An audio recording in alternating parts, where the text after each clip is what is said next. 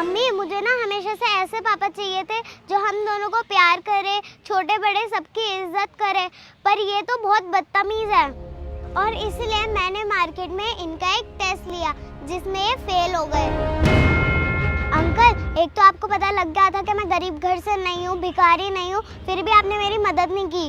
और तो और ये भी कह रहे थे कि भीख मांग ले, मैं नहीं दे रहा कोई पैसे वैसे। और मैंने उसी दिन फैसला कर लिया था कि आप मेरे पापा नहीं बन सकते।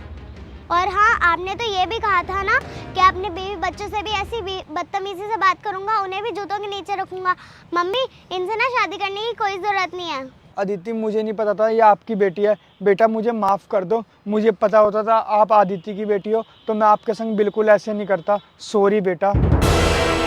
और अगर मेरी जगह पे कोई और होता तो आप तो उससे भी ऐसी बात करते ना। और यही तो टेस्ट था, तभी तो आपकी सच्चाई मेरे सामने आ पाई कि आप कैसे हो असलियत में। आप बस हमारे सामने अच्छे बन रहे हो। अरे क्या आदिति, आप बच्ची की बात सुन रहे हो? गलती हो गई तो हो गई, एक बार हो गई, रात गई बात गई, ये थोड़ा ना तुम बच्ची की बात सुनते रहोगे अब। मेरी बेटी ना बिल्कुल सही कह रही है और मैं अपनी बच्ची की बात क्यों नहीं सुनूंगी। मेरी बच्ची है, वो मेरे साथ कई सालों से रह रही है और तुम तो मेरे को 7-8 महीने पहले ही मिले हो। अब तुम्हारे लिए अपनी बच्ची को तो नहीं छोड़ सकती ना मैं।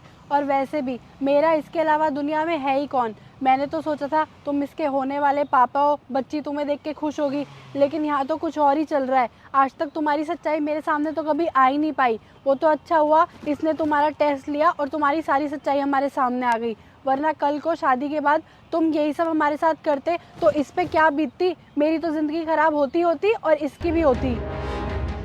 हम पहले से ही बहुत परेशान हैं। अन्नू को कोई नया पापा नहीं चाहिए तो मेरे को भी कोई पति नहीं चाहिए। तुम जाओ यहाँ से।